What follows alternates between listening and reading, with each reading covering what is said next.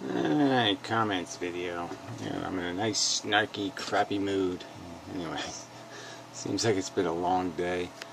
Everybody's just such an asshole. There hasn't been that many comments, so it's not much to work with here.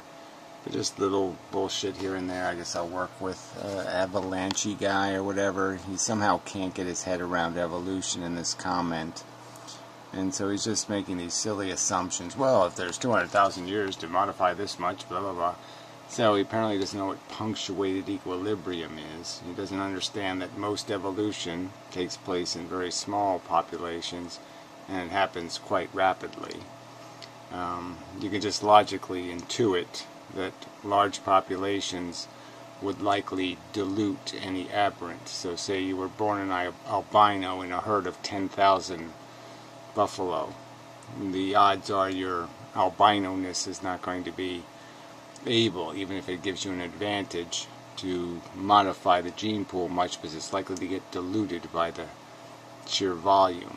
So if you're competing with 5 people versus competing with 10,000 people, you're more likely to win the competition, even if you're not as highly skilled or as highly advantaged.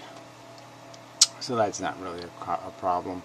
And he talks about why would we lose our tough skin and do this and do that, and all those things are all because of how we evolved. I mean, all the races basically developed over a small period of just 40,000 years, and we can see that how rapidly we change to environmental circumstances. We body hair changes, lots of aspects of our bone structure changes. So, you can have quite substantial modifications over just a short period of time. So in the 200,000 years since fire was routinely controlled, let's say, or is evidence to be under human control, humans have been living a more civilized life. They've been eating cooked food. They've been, probably living with animal hides as coverings. And there'd be a different kind of lifestyle with living in caves. These kind of things are likely to modify your shape and structure, your body type, how your body weight. A lot of different things change. So the strength you need, strength becomes maybe more about endurance.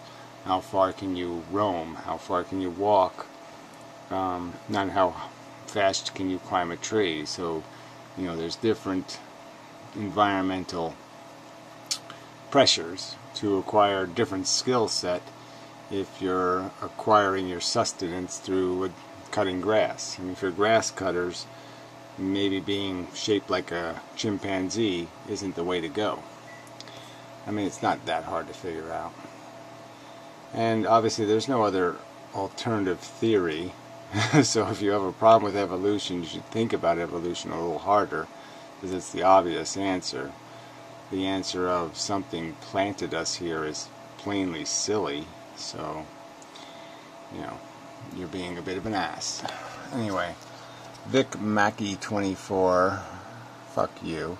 Anyway, I'll just read it. Gary, listening to the exchange about the population issue, and I think you missed the guy's point. This is about a conversation, I guess, I don't know, it was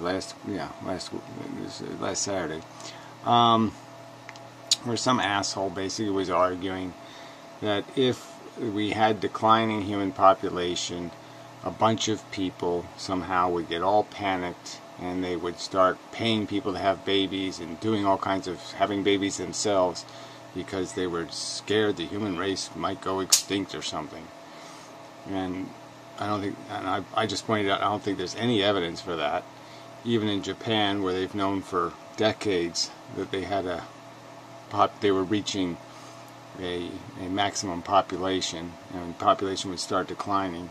Even with rather large subsidies to have children, people choose not to take on the burden in the 2+ child scenario, because life is difficult, it's hard to make enough money, it's hard to do it right, and people choose not to do it if they can't do it right because they're rational. And this idea that people don't have any expectation that somebody has to pay for these kids People don't want to pay. I don't want to pay for your reproductivity. And most people don't really give it that much thought. So this argument might work when we get down to 1 million people on Earth or something, but even then I think the million are going to end up living largely in consolidated areas, and they're always going to feel a little bit crowded. It's pretty easy to, you know, I mean, frankly, like I said, why would I invest in somebody else's replication? Do you really think that most people love and admire most people? I mean, do you think most people look at the human race and say, gee, those are all such special people, let's make more of them? People have babies because of their own ego agenda, because they want to make a baby. That's why there's kids waiting to be adopted. These people aren't desperate to be parents. They're desperate to have their little token, cloney thing of their own. And obviously most people don't want one of those, or at least they don't want as many of those. And so I don't think the argument has any basis. It doesn't have any evidence supporting it, and I'm just saying, why should I bother with this as an argument? This doesn't have anything to do with antinatalism. My point in making the argument is simply pointing out the fact that it's 10% of the population that's creating all the excess population. The argument is, if we stop that 10%, that's a huge advantage, because they're basically idiots and morons to boot, and so they're just creating a dumber human race. There's no positive reason. And to use this as a counter argument that somehow if we do stop reckless reproduction, then people are going to create more reckless reproduction is, I think, just completely fucking bogus. And I'm saying, and once I make the counter argument, I don't expect somebody to just ignore it. Because again, we have examples of it in Europe and in Japan where people are facing that very reality and they're not panicking. I don't think he ever suggested that citizens would mobilize on their own to stop the decline in population. Well, it'd have to be on their own, asshole. I mean, it really would. Because even democracies require individuals to vote for things. So they'd still have to individually say, I want that. And that's my argument, is they're not going to do that because it's not in their self-interest to do that. He meant that government and scientists, I don't see either one of those doing this, would work in conjunction to incentivize procreation. Yeah, right, so you have fewer people and the expense will be even more of a burden on them, so they're going to subsidize somebody else's reproduction. I say bullshit. If the human species was ever on the verge of extinction, well, again, the verge thing is a whole another subject, and my argument is if you get rid of the idiots and you're no longer an idiocracy, it's even more unlikely that you're going to have replication. So the smarter the human race becomes, the less it's going to replicate. That's another statistical fact. The people on this end of the intelligence bell curve, they're not the ones doing the replicating on planet Earth. Newsflash. The incentives would probably start small and become increasing. Incentives already exist, asshole. Even in America, there's huge incentives. There's huge subsidies. Not 80% of my property taxes is financing other people's reproductive choice, retard. Have you heard of public education and public health care, jackass? Fuck. If the situation ever reached critical mass, for instance, one might imagine the government would start to pay women $1 million each to give birth to 5 test tube babies or whatever. Yeah, so you're saying when we have microwave babies, when you could buy them at the store or something, people are going to want to take on the expense. Especially we have laws that are rather onerous in the sense that everybody gets a little bit sick of subsidizing other people's choices, and they say, fuck you. And you have to pay the full freight.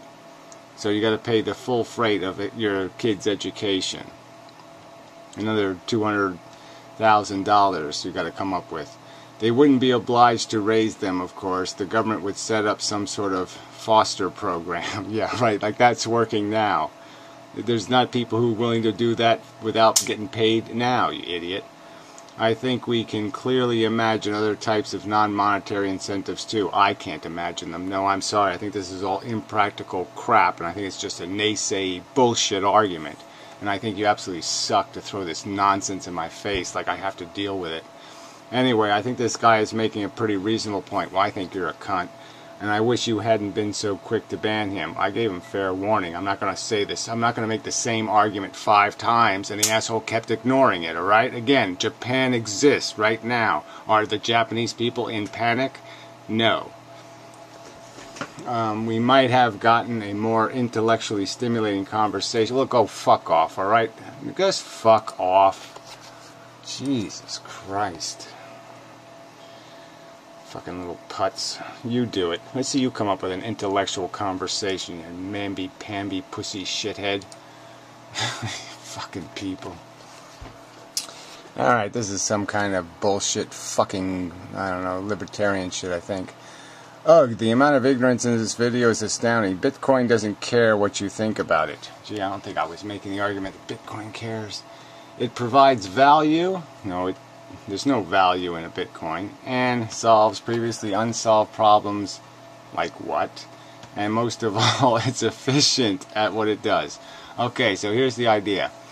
You pay a transaction fee to take your money out of some place it is now, cash, wherever it's in, and you have to pay somebody to buy Bitcoins. Now the payment process is you can't use Bitcoins to buy your Bitcoins, right?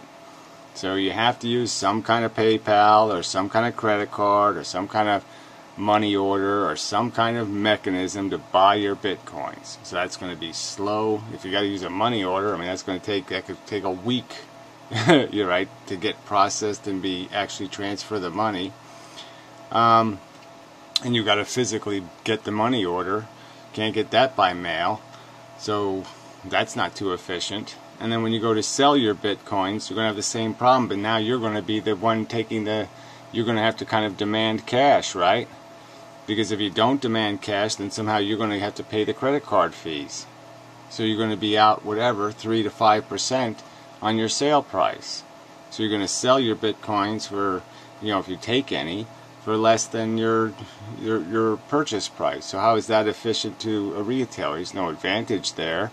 And he's holding a commodity that may devalue at any moment, could evaporate entirely, because it has no intrinsic value.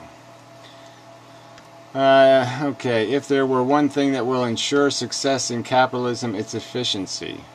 Capitalists are so stupid because they think it creates efficiency. They think competition creates efficiency. And what often it creates is disgusting inefficiency, where 3 different companies build, put a storefront up. They all build a store, they all pay to finance it, they pay the employees, they do all this stuff, and then 2 of them end up going out of business. And so then you create all that infrastructure, it goes fallow, losses are taken all over the place, people's lives are disrupted, and then the store that remains was running so inefficiently when it was competing that now it has to raise prices to make back the money it owes because it probably had to take out a few loans. And so how did that create efficiency? That's sort of the definition of inefficiency. When you create if you have a competition that doesn't make all of the competitors stronger and it makes some of the competitors weaker, that's called inefficiency. Okay, that's called the price of doing business. The price of failure isn't free. The price of failure isn't free. That's what these capitalists don't understand. That there's a real price to be paid for this competition. Competition doesn't create more efficiency. It often creates more inefficiency. If it does something cheaper or better, it will be adopted and push out the less efficient predecessors. Okay. Well, they're not really predecessors, they're competitors. And yes, again, then that pushing out process is somehow free. Nobody has to pay for it. Bankruptcy is free. Nobody pays for bankruptcy. Isn't bankruptcy a huge price of doing business? Isn't bankruptcy mean that sometimes businesses don't get paid? creditors don't get paid, and that means somebody else has to pay the bill. Isn't that what that means? If somebody doesn't pay their electric bill, doesn't that mean that everybody else has to pay for it, essentially, the electricity used? That's right.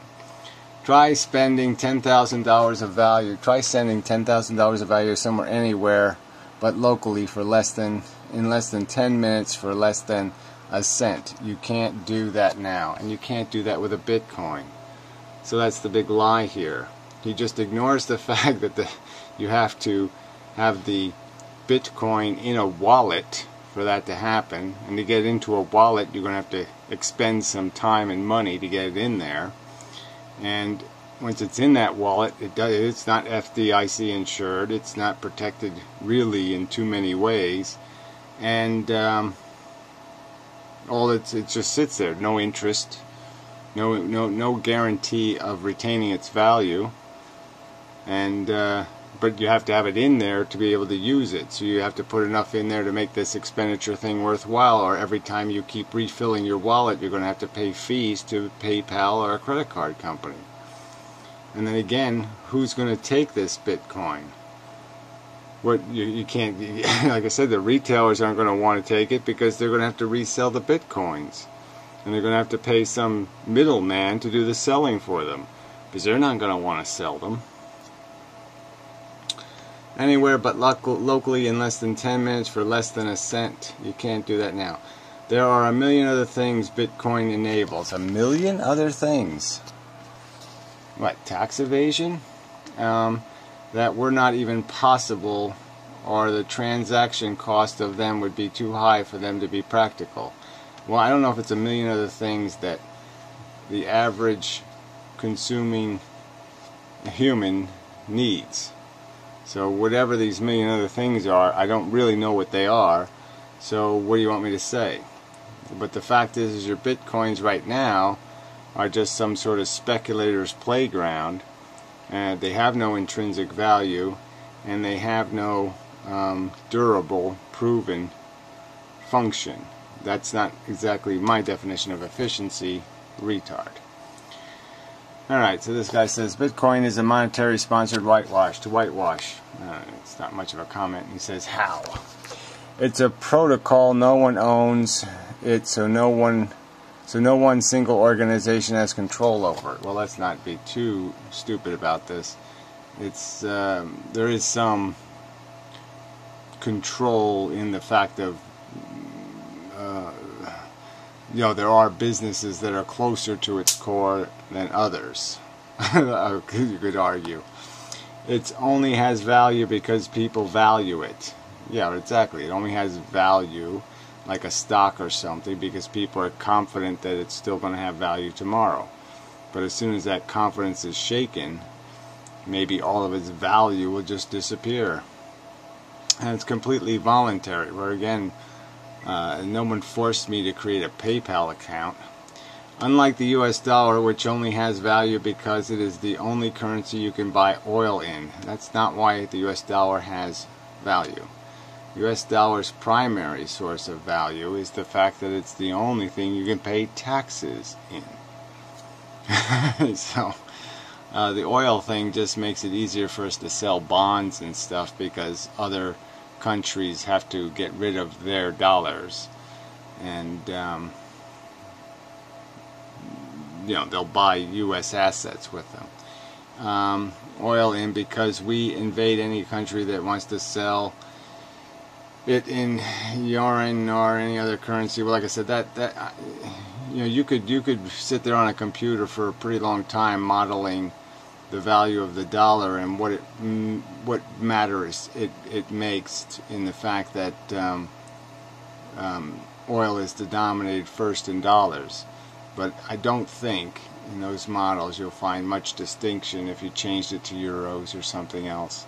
I think that's more of an image over, style over substance kind of issue. The bottom line value for the dollar will always be the fact that you're going to have to get some to pay your taxes. And the value of those taxes are going to be decided based on the value of the dollar. So it's not that complicated. Let's see. Well, I guess I'll go to the other thing. This Eric Orwell guy is a real idiot. Yeah. Yeah, it's really... He gets into common law, which is really stupid. Law existed before federal governments. Common law. Yeah, like, again, common law was just basic principles, but common law didn't mean anything without a court to impose it. So the court always had to be a king or a lord or some sort of... You had to go to some sort of hierarchy to resolve disputes, retard. Another useless baby boomer trying to say that we need a strong federal government to stop each other from being dicks. You need some kind of mechanism or people will kill each other. That's right. If you don't understand that, then you're really fucking dumb. I mean, preposterously dumb. I mean, I don't even know how dumb to even call you. You're so fucking dumb.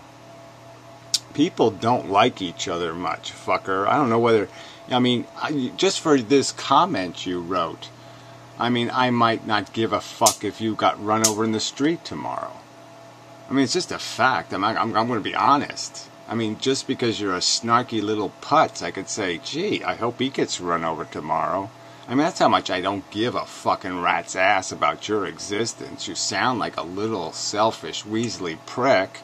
And if you drop the fuck dead tomorrow, I'm not going to shed any fucking tears. I'm not even going to come close to even have a frowny face. I'm probably going to say, well, the world's a better place. One less little prick in the world. Fantastic. So you don't think we need some sort of law in the world? You think people just love each other all the time and shit? And they think they're just so swell and they love their neighbors with their fucking dog shitting in your goddamn garden and crap and they find it all so fucking pleasant? No. If you let human beings loose on each other, you people, chimpanzees don't have genocidal wars with each other for no reason. I mean, the Native Americans whacked each other like every Sunday. They went on a raid and whacked a couple of guys. Just for the fucking fun of it. So get real. A sign that your spoiled generation can't even consider the option of taking matters into their own hands. I can damn well consider it, fucker. I'm saying to you that if you want to live in a civilization, you're not going to have one. Okay? If you don't have laws, you're not going to have a civilization. The only way you have civilization is law. If you can't understand that, then really, yeah, you're too stupid to be anything but tire food. My generation, sorry, you don't even have a generation. Your generation nothing. Generation, fake poop. Will be the will, and my generation will. You'll take matters into your own hand. In what way? What are you doing? Your generation. You got a bunch of philosophy degrees. What are you gonna do? You're gonna sit there and Kant says so. What are you gonna do? And the boomers will be left whining about the disappearance of the government retirement they were promised. Well, again, it's the retirement's going to exist. Whether it's going to have any value is going to be the question. But I mean, you could just laugh at you fuckers in the sense that we sure snookered you the fuck out, didn't we? We borrowed all of your money, left you with a big, huge pile of debt, and what are you going to do about it, you little whiny fuck? Yeah, we fucked you good. Excellent, I mean, you make me feel good that my generation was a bunch of nasty motherfuckers. Because, yeah, we have fucked you in the ass so goddamn deep, you're just never going to know what a deep breath is again. Jesus, people are so stupid. So anyway, other people said stuff to him. I'll go ahead and read. I'm not going to read. I mean, he's getting into the dramatic things, getting into historical worlds and all this kind of medieval crap. And this doesn't have anything to do with reality, you dumb fucker. So anyway, you're just so stupid. So fucking stupid. Anyway, we'll go back to the regular comments here. Hey, where are these? Oh, these are the regular comments. Okay, so we'll move up the ladder here, see if we find anything. I love this guy. Libertarians are dumb. Really love this. Blah blah blah. Blah blah blah blah blah blah blah. Oh, here. The problem is that laissez-faire minus the crony capitalism has never happened anywhere on Earth. Yeah, well, you think laissez-faire, if it actually did happen, it would work? Then you're a retard. Yeah, you really are stupid. Ah, Mariana. She made some remark. Marianne.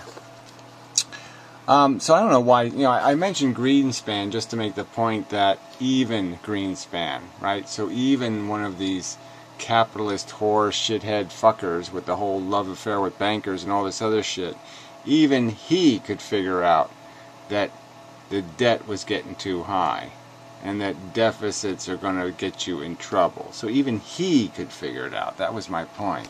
Anyway, former Fed Chairman Alan Greenspan was a libertarian and a follower of Ayn Rand, and, well, he hung out with her. And even though he was in a regulatory position, he didn't believe in regulation. Well, again, that's not really true. He was pretty soft. He, thought Social Security was satisfactory. He thought a lot of things were okay, not worth fighting over. Greenspan is at the top of the list of those responsible for markets and banking deregulation. Well, even that gets a little dicey, like I said.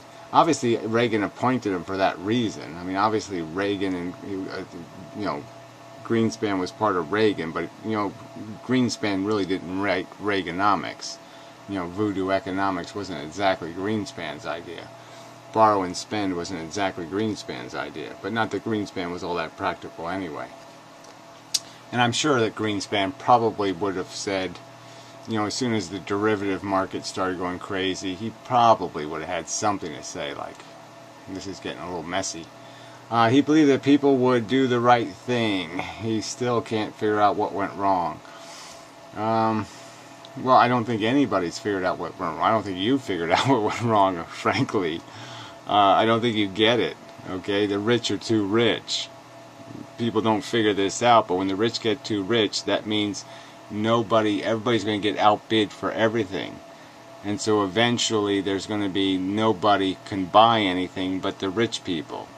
Deflation is sort of evidence of that in a way, because people can't afford to pay any more for anything, and wages are the only way that's part of it too, though, is they're still finding a way to pay people less.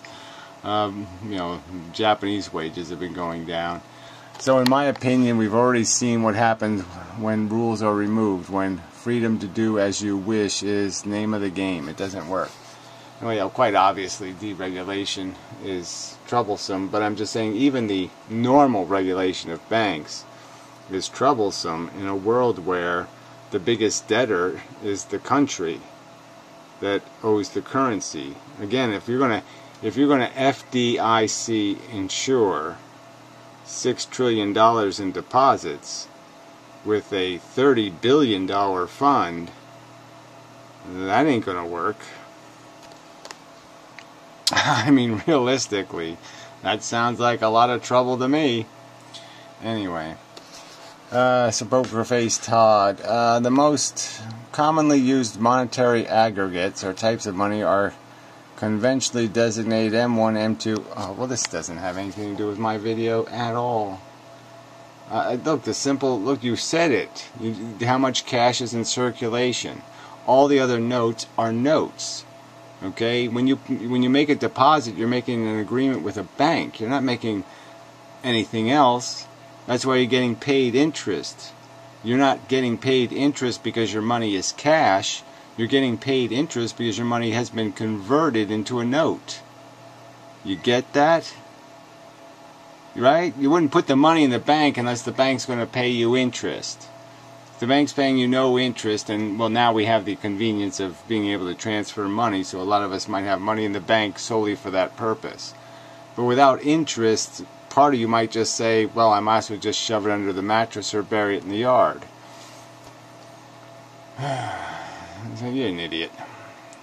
But you're an idiot, yeah, I don't know. I mean, M1, how they designate what they consider to be the activity of the economy is all just crap. I mean, and what they don't really get to is, again, what part of this money is real? What part? How many times has the money been collateralized? Meaning, how many times has it been?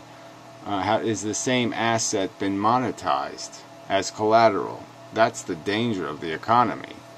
Is that people can go to the bank, have a debt slip, use that money to buy stock, then go to the bank again with its stock as collateral to loan more money, buy more stock, put that stock in the bank as collateral to loan more money. You see what I mean? That's the part that's a little hairy. Anyway, free university education, at least partially based on academic, would eliminate the need to borrow so much money. Well, there are whatever you call those, scholarships already, but the whole education system run for profit is stupid. For profit colleges doesn't make a hell of a lot of sense to me. You would think that after a recession, which was a direct result of deregulation, no one could possibly be for even more of it. Well, yeah. Well, they don't understand. Well, they do. I don't know what they're stupid. Yeah, there's no point. I mean, anyone who thinks, again, like a system works better by under-designing it is pretty dumb. Let's make the car simpler. You know, let's turn it into a bicycle. You know, fucking idiots. The landed classes have never had it so good and been surrounded by so much wealth. I don't know, landed.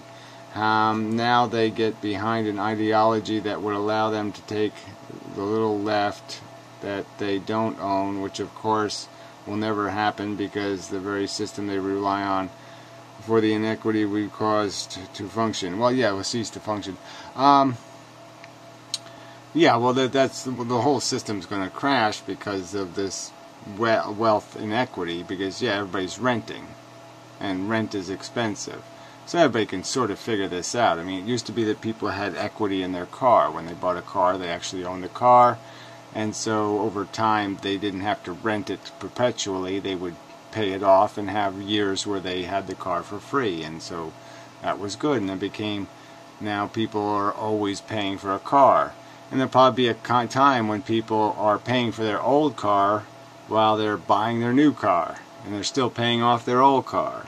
So it's just this idea of the rents just keep getting higher. So when you're renting more things, when more parts of your life are rental contracts, eventually you're renting too much and you don't have any money to live on anymore. Especially when salaries, there's no upward pressure on salaries. One thing I can't stand is people who refuse to see a problem with nepotism. I live in the UK, a country which I am convinced collectively has Stockholm Syndrome. Most people you love are indifferent to the monarchy. Yeah, well, it is pretty pitiful, to tell you the truth. I mean, why? Especially when you have monarchs who are disgraceful slobs, you know, and can't even behave decently in public. You know, it makes your monarch even funnier. And I totally agree with you on Bitcoin. I have some Bitcoin. Okay, whatever. Blah, blah. Enough on this Bitcoin, I think. Incentives for stay in the video. I know it already exists. Foreign Bitcoin has too much more liquidity. Yeah, right. Humans are inherently greedy, so let's have no regulation. Fucking idiots. Okay, so yeah, Pokerface says, right. Let the greedy humans regulate other greedy humans. Fucking moron. So again, he still hasn't dealt with the real issue, which is inheritance. And what's your solution, Pokerface Todd? Again, explain to me what mechanism in your world, okay, would over time invisibly hand, okay, wealth out of the pockets of the empires, out of the Gettys or the Rockefeller or the Hurt. How would any of those empires fall? How would their growth in ownership and asset value, how would their advantage not be a permanent advantage? And that over time, some member of their class would continue to dominate the economy. Like even if a couple of them were alcoholics and lost all their money, it's just as likely that some other couple of them would be extremely aggressive and acquire even more wealth. And explain how they would ever, over time, lose control rather than gain more control. You idiot. Lazy narcissist. He's an idiot from what I remember. I must correct you, Gary. The word libertarian means anti-state socialists. You're an idiot. you really are an idiot. It doesn't, but whatever. Oh, he puts Chomsky in the category. These people you are arguing with are minarchists and whatever you want to call them. But anyway, it doesn't matter. You want to change titles, it doesn't matter to me. The idea is you are anti-government, which just means you're anti-law, you're anti-civilization, you're anti-reasonable behavior. You think there's such a thing as invisible hands that will fix things. And there aren't, and you are idiots. Okay, anyway. Clearly you know nothing about anarchism. It's not a workable system. Well, at least you admit that. Conformist Dave said, LOL, anti-state socialism. Yeah, that is funny. But it has a very fascinating history, and studying it helps to give you insights into the debate with the so-called libertarians. Well, I'm sorry, what fascinating history does anarchism have? Yeah, I don't think it has anything like a history. Who don't seem to see that capitalism is a threat your liberty just as much as the government is. Oh, that's hilarious. The government's not a threat. The government would be perfectly fine if capitalists haven't soiled it. What's wrong with the government? Oh, that's right. Capitalist interests have completely perverted anything called credibility or honesty. Alright, anyway. Anyone that is selling speculative position in the market is in effect buying dollars. Oh, it's that avalanche asshole again. Speculating is effectively buying dollars, question mark. Yeah, again, the dollar, buying dollar, like buying the value of the dollar, is different than buying dollars. Actual cash is different, okay, than other notes you can buy that are denominated in cash. Bonds are denominated in cash value. They won't change. They stay. They are fixed on the value of cash. So when you buy them, they're a certain amount of dollars. When you sell them, it's a certain amount of dollars. Not $1970, but the new dollar. Whether it inflates or deflates is what its value is. So cash becomes the standard, okay, that the other things are tied to. So that's the distinction. So you can buy the value of the standard, but the standard itself, the commodity itself, the gold itself is gold. And dollars are a thing in and of themselves, and there's only a certain number of them. Yeah. Currency is a prerequisite to modern civilization as a universal medium of exchange. Well, at least you got that right. Unfortunately, like many other things on the planet, like lizards control currencies. Well, again, the currency is not in trouble. Beyond the fact that the only way our word can mean anything, we've made promises to pay currency. We've made promises to be able to produce currency that, frankly, we're not going to be able to produce. I mean, there's going to come a time when there's going to be a bill, and we're not going to have the cash to pay it. We're not going to be able to get the cash from anybody. We're not going to be able to go up to the rich man or any man in the country and say, give me some cash, because there's not going to be anyone to take it from. I mean, this all becomes kind of obvious when you think, just even if the market's been going up, That makes everything look like everything's doing well. And it went up because we took a bunch of assets off the market. So it's like buying a bunch of gold. If we bought a bunch of gold, gold would go up. But now when we have to sell that gold, gold goes down. So the market's going to go down. When the market goes down, revenues are going to go way down to the U.S. government, because now a bunch of stockholders are going to claim losses. And they're not going to pay as much in taxes. And so revenues to the government will go down. At the very time the government's going to then need to borrow more money, and it can't borrow more, it can't issue more bonds when it's already issuing a bunch of other bonds that it bought from before. So it'd be issuing twice as many bonds, and the only way it can sell those bonds, it's going to have to increase the premium on it. It's going to have to pay people a lot more extra to buy them. And then it's going to do that in an atmosphere where there looks like there's very little credibility to this dollar, because it looks like the government's going to start printing them to pay Social Security checks, because it's running out of money and it's loaded with debt. So there doesn't seem to be any real way out of this scenario, that you're going to have to pay higher bond rates because only an idiot is going to buy a 10-year bond thinking there's not going to be any inflation, when there appears to be every indication that the government can't even pay a tiny percentage of the FDIC insurance that it's supposed to be claiming to have issued. I mean, $30 billion fund to cover $6 trillion in liability. Again, how does that work? Even if we had to pay off 20% of that FDIC insurance, you know, that's $2 trillion. Were we just going to make that out of air? So that ain't going to work. Anyway. Isn't this stupid? I don't even know what this is. The definition of free will to me is God. I'm free if I'm God. Again, how would God even be free? I mean, you know, God's still got to do some kind of linear process, right? I mean, God existed forever before he thought of making humans. So obviously he has a will that has to be made. I mean, he has to think of the idea. So even God isn't free to just do it. He has to wait for it to show up as an idea. You know? So, yeah, free is a stupid word anyway. Free is just a stupid word. There's no such thing as free.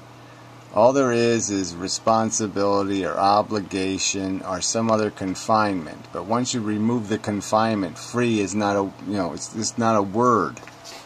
If there isn't something that can possibly unfree something, there's really no concept of free. And with will, there's just no concept of free. There's just things that control it. There isn't anything else. It's intrinsically a controlled mechanism. It's intrinsically evidence of control. There just isn't anything. You take away the control and there isn't any such thing as a will. Anyway, this Poker Face Todd guy is one of the biggest George Zimmerman defenders on YouTube. Oh, well, that's unfortunate. Yeah, so he's a racist too. Oh, what a charming fuck. He could be tire food too, and I really wouldn't care. That's how he got 1K subscribers. Yeah, I saw the 1,000 subscribers. I said, how does this inarticulate boob have 1,000 subscribers? I mean, he makes shitty videos. You know, anyway. He doesn't deserve any attention or respect. Well, whatever. You have to argue with the tire food that's out there. You know, the whole human race is, you know, 99% pure asshole. So you're stuck with an asshole no matter where you look. I mean, even people like, you know, the modern mystic. Not a dumb man, but, man, you know, way too much of an asshole. Yeah. This is, yeah, you can't have a conversation with any of these little conniving, scheming, little weaselly, shit-talking fuckheads. I mean, they can't, you know, they can't even produce an honest insult. You know, even that they have to do in some convoluted, perverse way. So anyway, yeah, just so I mean, I think you have to admit these are pretty disappointing and useless comments. I guess I'll have to go find some blogs to argue with or something. You know, go out in the blogosphere and make videos arguing with a blog post. Maybe I'll just start reading. Maybe I'll go back to doing some kind of a news thing or something. Maybe I'll just argue with the news again. I don't know. Because I mean, obviously I can't engage anybody in a conversation because they're all ballless, whiny little, you know, whatever, girly men. Yeah. So there's not really any point. See if Piero made a video today from Maine. Doesn't seem terribly inspired. I mean, he seems quite happy with his whole little adventure, but doesn't seem to have much to say, which is kind of weird. But whatever. I don't have much nice to say anyway. So I guess I'm done for this video. You know, I have to find somebody else to argue with, I guess. Somebody with some balls.